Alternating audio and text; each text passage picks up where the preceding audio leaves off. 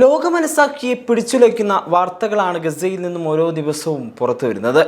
പതിനായിരക്കണക്കിന് നിരപരാധികളായ മനുഷ്യർ, കുഞ്ഞുങ്ങൾ, സ്ത്രീകൾ ഇസ്രായേലിൻ്റെ ക്രൂരമായ ബോംബാക്രമണങ്ങളിൽ ഇല്ലാതായിക്കൊണ്ടേയിരിക്കുന്നു.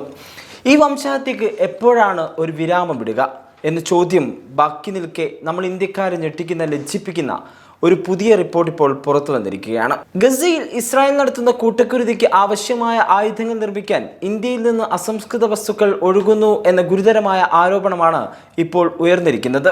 അധിനിവേശ വിരുദ്ധ കൂട്ടായ്മയായ BDS മൂവ്മെന്റ് അഥവാ ബോയ്ക്കോട്ട് ഡിവെസ്റ്റ്മെന്റ് സാങ്ഷൻസ് മൂവ്മെന്റ് ആണ് ഈ ഞെട്ടിക്കുന്ന വിവരങ്ങൾ പുറത്തുവിട്ടിരിക്കുന്നത്. ഇന്ത്യയിൽ നിന്നുള്ള ഒരു പ്രമുഖ കമ്പനി ഇസ്രായേലിലേക്ക് ടൺ കണക്കിന് ഇരുമ്പ് കയറ്റി അയക്കുന്നു എന്നാണ് ഇവരുടെ കണ്ടെത്തൽ. ഈ ഇരുമ്പ് എന്തിനാണ് ഉപയോഗിക്കുന്നത്? ഏത് കമ്പനിയാണ് ഇതിന് പിന്നിൽ? എങ്ങനെയാണ് ഈ ചരക്കു നീക്കം നടക്കുന്നത്? ഈ വീഡിയോയിലൂടെ നമ്മൾ അത് വിശദമായി പരിശോധിക്കുകയാണ്. നമുക്കാദ്യം ഈ റിപ്പോർട്ടിൻ്റെ വിശദാംശങ്ങളിലേക്ക് കടക്കാം. പ്രമുഖ അന്താരാഷ്ട്ര ഷിപ്പിംഗ് കമ്പനിയായ MSC സർവീസ് നടത്തുന്ന കപ്പലുകളിൽ 23 കണ്ടെയ്നറുകളിലായി ഏകദേശം 600 ടൺ ഇരുമ്പാണ് ഇന്ത്യയിൽ നിന്ന് ഇസ്രായേലിലേക്ക് നീങ്ങിക്കൊണ്ടിരിക്കുന്നത്. മെഡിറ്ററേനിയൻ കടൽ വഴിയാണ് ഈ ചരക്കു നീക്കം.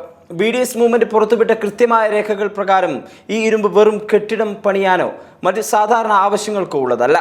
ഫലസ്തീനിലെ ജനസാന്ദ്രതയേറിയ മേഖലയിൽ അഭയാർത്ഥി ക്യാമ്പുകളിൽ ഇസ്രായേൽ സൈന്യം വ്യാപകമായി വർഷിക്കുന്ന 155 mm കാലിബർ പീരങ്കി ഉണ്ടകൾ നിർമ്മിക്കാനാണ് ഈ ഇരുമ്പ് ഉപയോഗിക്കുന്നത്.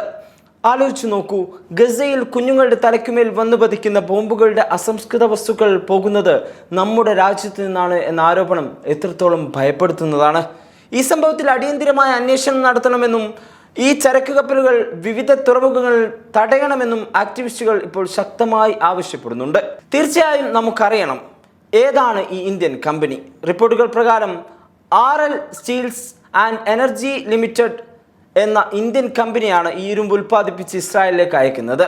അന്താരാഷ്ട്ര തലത്തിൽ വലിയ നിരീക്ഷണങ്ങൾ നിലനിൽക്കുന്നതിനാൽ വളരെ തന്ത്രപരമായ റൂട്ടിലൂടെയാണ് ഈ കപ്പലുകൾ സഞ്ചരിക്കുന്നത്. ഈ 23 കണ്ടെയ്നർ ചരക്കുകളിൽ 16 കണ്ടെയ്നറുകൾ ആദ്യം ഇറ്റലിയിലെ ജിയോയ തൗറോ തുറമുഖത്തെത്തിക്കും. ബാക്കി 7 കണ്ടെയ്നറുകൾ ഗ്രീസിലെ പിരയൂസ് തുറമുഖത്തും എത്തിക്കും. ഇവിടെ വെച്ച് ഈ ചരക്കുകൾ മറ്റൊരു MSC കപ്പലിലേക്ക് മാറ്റിക്കയറ്റും. അവിടെ നിന്നാണ് ഇത് ഇസ്രായേലിലെ പ്രധാന തുറമുഖങ്ങളായ അഷ്ദോദിലോ ഹൈഫയിലോ എത്തിക്കുക. ലോകത്തിൻ്റെ കണ്ണുവെട്ടിക്കാൻ വേണ്ടിയാണ് ഇത്തരം സങ്കീർണമായ റൂട്ടുകൾ ഇവർ തിരഞ്ഞെടുക്കുന്നത് എന്ന് ആക്ടിവിസ്റ്റുകൾ ചൂണ്ടിക്കാണിക്കുന്നു. തുറമുഖങ്ങളിൽ എത്തിക്കുന്ന ഈ ഇരുമ്പ് എങ്ങോട്ടാണ് കൊണ്ടുപോകുന്നത്?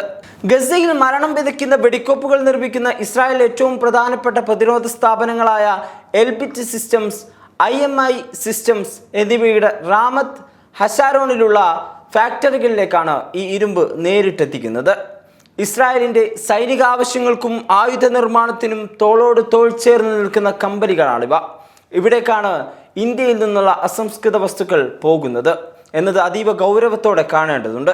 ഒരു വശത്ത് സമാധാനത്തെക്കുറിച്ച് സംസാരിക്കുകയും വിദേശ രാജ്യങ്ങളിൽ പോയി യുദ്ധമല്ല സമാധാനമാണ് വേണ്ടത് എന്ന് പ്രഖ്യാപിക്കുകയും ചെയ്യുന്ന ഒരു രാജ്യം, മറുവശത്ത് ഇത്തരം ക്രൂരമായ വംശഹത്യകൾ പരോക്ഷമായോ പ്രത്യക്ഷമായോ പങ്കാളിയാകുന്നുണ്ടോ എന്ന ചോദ്യം ഇവിടെ പ്രസക്തമാവുകയാണ്. ഇതാദ്യമായല്ല ഇന്ത്യയിൽ നിന്നുള്ള ആയുധങ്ങളും ഉൽപ്പന്നങ്ങളും ഇസ്രായേൽ സൈന്യത്തിൻ്റെ കൈകളിൽ എത്തുന്നതിനെക്കുറിച്ച് വാർത്തകൾ വരുന്നത്. മാസങ്ങൾക്ക് മുമ്പാണ് വലിയൊരു വിവാദം നമ്മൾ കണ്ടത്.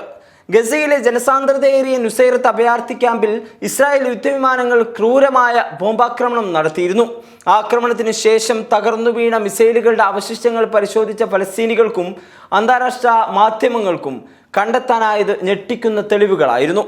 ആ മിസൈൽ അവശിഷ്ടങ്ങളിൽ വ്യക്തമായി രേഖപ്പെടുത്തിയിട്ടുണ്ടായിരുന്നു മെയ്ഡ് ഇൻ ഇന്ത്യ.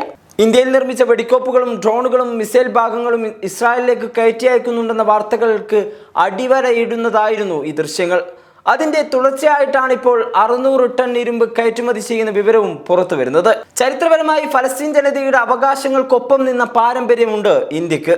മഹാത്മാഗാന്ധിയുടെ കാലം മുതൽ നമ്മൾ ഫലസ്തീൻ സ്വാതന്ത്ര്യ പോരാട്ടങ്ങളെ പിന്തുണച്ചിട്ടുണ്ട്. എന്നാൽ ഇന്ന് കോർപ്പറേറ്റ് ലാഭത്തിനു വേണ്ടിയും ചില രാഷ്ട്രീയ താല്പര്യങ്ങൾക്ക് വേണ്ടിയും മനുഷ്യത്വം പണയം വെക്കുകയാണോ നമ്മൾ? 600 ടൺ ഇരുമ്പ് കൊണ്ട് നിർമ്മിക്കുന്ന 10,000 പീരങ്കി ഉണ്ടകൾ തകർക്കാൻ പോകുന്നത് എത്രയോ കുടുംബങ്ങളെയാണ്, എത്രയോ കുഞ്ഞുങ്ങളുടെ ജീവനാണ്. ഈ വിഷയത്തിൽ കേന്ദ്ര സർക്കാർ അടിയന്തിരമായി ഇടപെടണം, അന്വേഷണം പ്രഖ്യാപിക്കണമെന്നാണ് മനുഷ്യാവകാശ പ്രവർത്തകരും രാജ്യത്തെ ജനങ്ങളും ആവശ്യപ്പെടുന്നത്. ഇന്ത്യ ഇത്തരം കയറ്റുമതികൾ ഉടനടി നിരോധിക്കേണ്ടതല്ലേ? ഈ വിഷയത്തിൽ നിങ്ങളുടെ അഭിപ്രായങ്ങൾ താഴെ കമന്റ് ബോക്സിൽ രേഖപ്പെടുത്തുക. മറ്റൊരു വാർത്തയുമായി വീണ്ടും കാണാം. നന്ദി.